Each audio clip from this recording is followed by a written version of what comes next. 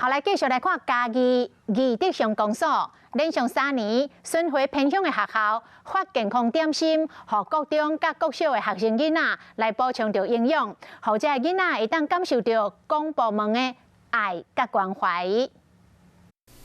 囡仔真期待点心，这是义德乡公所为了偏乡的囡仔连续3年送小点心的活动。谢谢乡长阿姨送我们牛奶和点心。看到囡仔满足的笑容，公所期待囡仔伫学习甲成长的过程中，会使感受外界爱甲关怀。